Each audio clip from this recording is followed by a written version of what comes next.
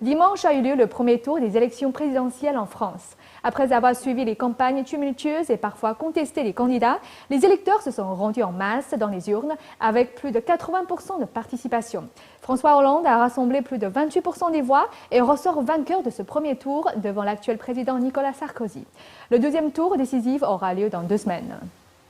Plus de 80% des Français se sont mobilisés pour voter au premier tour des présidentielles ce dimanche 22 avril.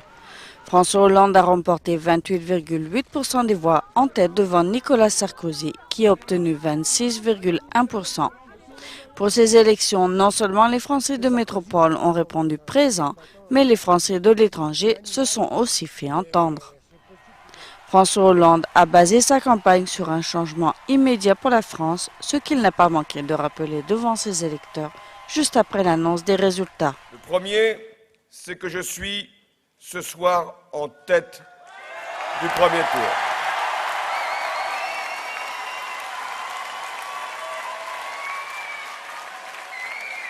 Je veux remercier chaleureusement les électrices et les électeurs qui, par leur suffrage, m'ont placé dans cette position qui m'honore et m'oblige, la plus forte pour l'emporter.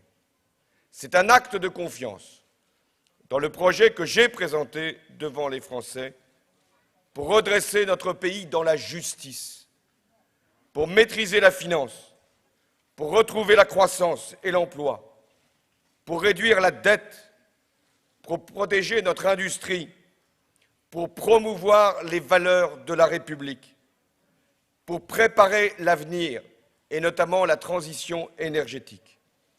Voilà ce que j'ai dit aux Français pendant des mois.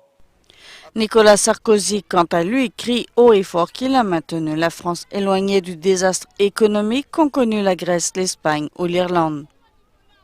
La surprise a été le score de Marine Le Pen, arrivée en 3e position avec 18,5% des voix, suivi de Jean-Luc Mélenchon, qui a obtenu 11,7% des suffrages. Le deuxième tour décisif de ces élections présidentielles aura lieu dans 2 semaines. Si François Hollande est élu, ce sera le premier président socialiste depuis François Mitterrand.